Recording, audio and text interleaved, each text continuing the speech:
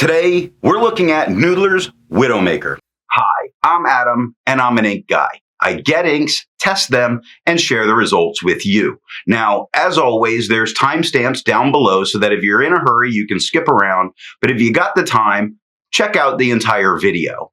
Also, if you're interested, you can follow me over on Instagram. And if you're new here, I would invite you to subscribe. I do a new ink review daily. To make sure I have a range of experience with this ink, I do the writing samples. I then put the ink into this Tasha Spectrum with a music nib, wrote with it for a day, and used it to take my notes for this video. In order to have some standardization, I always use Clairfontaine, Tomoe River, and Rhodia paper in the first writing samples, although there is an additional writing sample with different papers later in the video. Now, let's look at the writing sample. I picked this ink up as a sample, and to keep my writing samples consistent, I use a Jinhao 159 with a Goulet 1.1 stub, a Jinhao X450 with a Goulet medium, and a Jinhao X750 with a Goulet extra fine. Let's take a look at the Clairfontaine. We get no bleeding, no ghosting, no feather, spread, halo, no sheen, no shade on any of these. Look at I'm jumping straight to it. The 1.1 is no feather, spread, halo, sheen, or shade. It's a very consistent red. I'm going to say that in the beginning because it's going to come up a lot.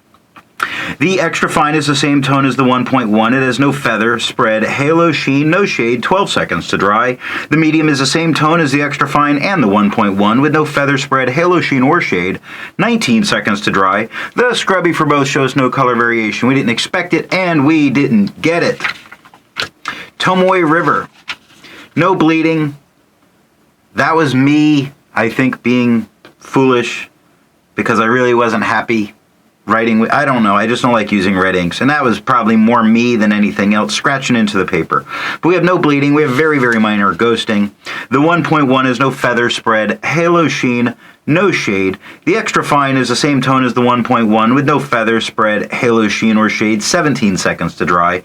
The medium is the same tone as the extra fine and the 1.1 with no feather, spread, halo, sheen, or shade, 28 seconds to dry.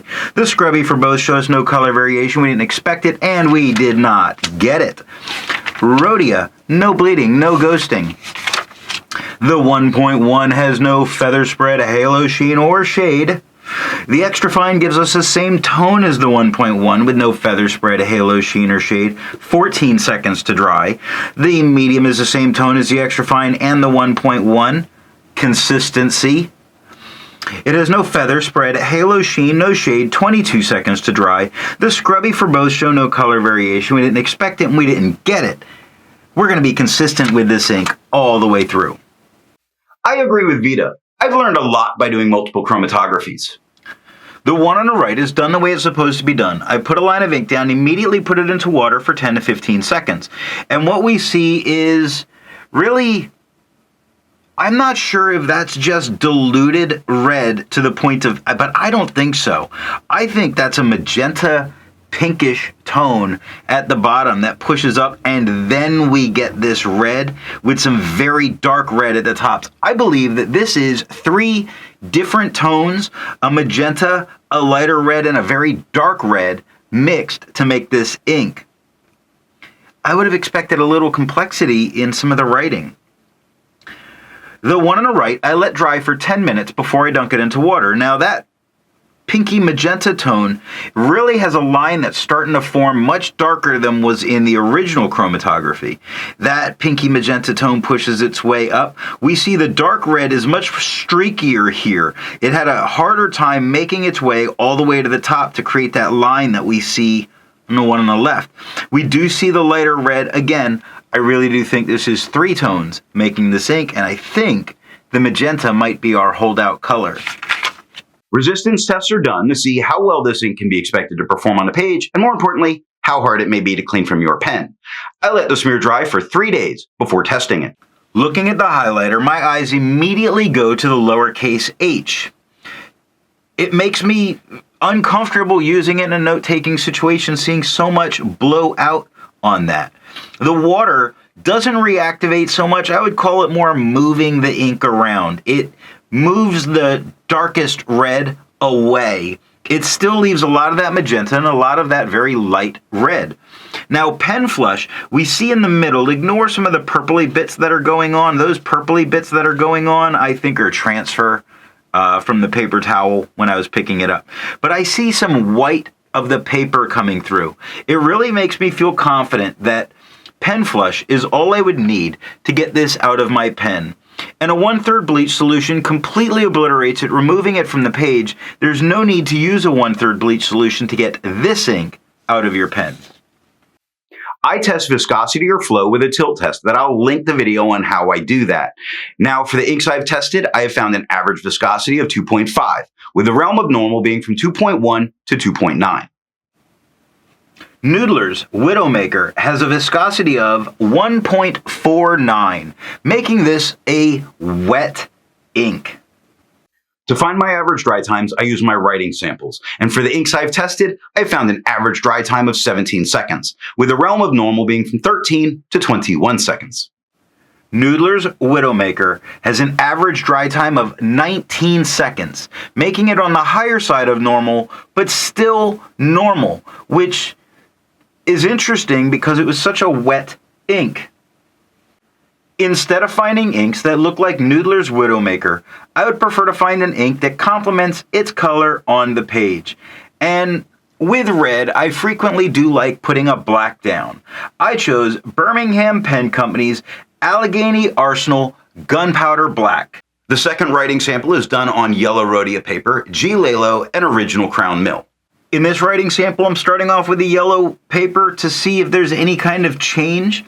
But the interesting thing that goes on here is that while there's zero change in the tone of this ink at all, what it really shows me, this is a very opaque dye. There's no translucency to it at all, which in many respects is a very good thing.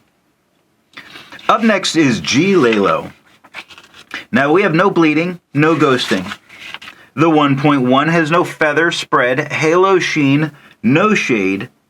The extra fine is still, it's just so opaque and so strong an ink. The extra fine still has the same tone as the 1.1.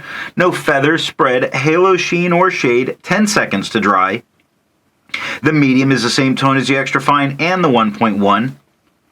No feather, spread, halo sheen, or shade, 14 seconds to dry. The scrubby for both show us no color variation. We didn't expect it, and we didn't get it. Original Crown Mill, last paper. First time it had bleed spots, tiny spots, so tiny I have to just point them out to the camera. But it wouldn't stop you from using the page or the back of the page, and it definitely didn't touch the page underneath. There was no ghosting. The 1.1 has no feather, spread, halo, no sheen, no shade. The extra fine is the same tone as the 1.1 with no feather, spread, halo, sheen, or shade. 11 seconds to dry.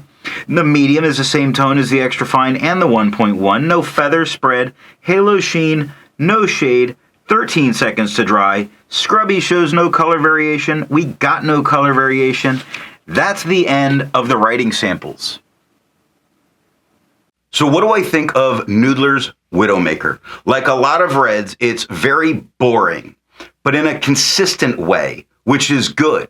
It's consistent. As far as what pen or nib and flow you might choose to get the best experience, I don't think it matters. This red is so consistent, you can choose any pen and get the same experience from this ink. It's consistent. If you enjoyed this video, give it a thumbs up. And if it's your first time here, I'm going to remind you, if you enjoyed it, subscribe. Thanks for watching.